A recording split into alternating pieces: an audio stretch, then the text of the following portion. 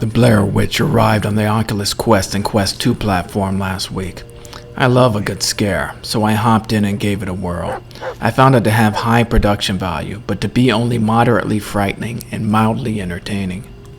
The game is set in the same location as the classic film, but years later, and finds you and your trusty canine companion Bullet helping to search for a missing child. The horror ramps up as you uncover clues. First, let's talk about Bullet. He will help to guide you to where you need to be, and you can issue simple commands to control him. He was one of the better mechanics in the game, in my opinion. Anytime you would lose Bullet, or whenever he would seem rattled, the intensity of the game would ramp up. He otherwise seemed to be a calming influence who helped to keep you on track.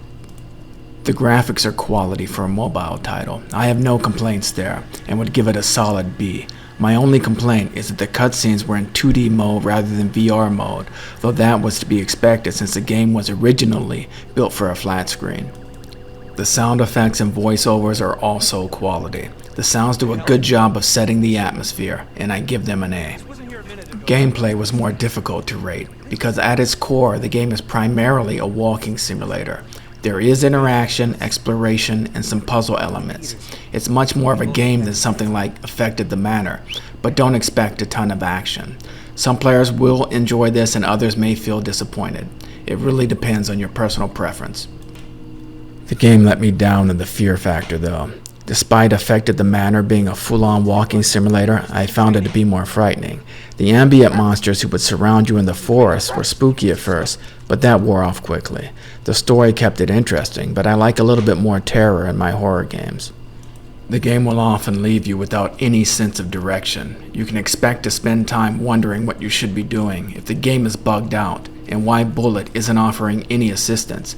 I found that to be frustrating, and can only give the gameplay a C+ as a result. The production value of the game makes my overall opinion of it a B-.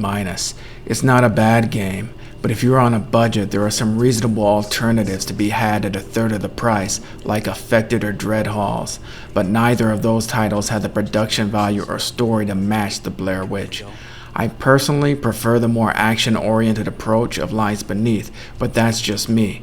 I think a lot of people will enjoy this title. I personally found it to be good, but not great.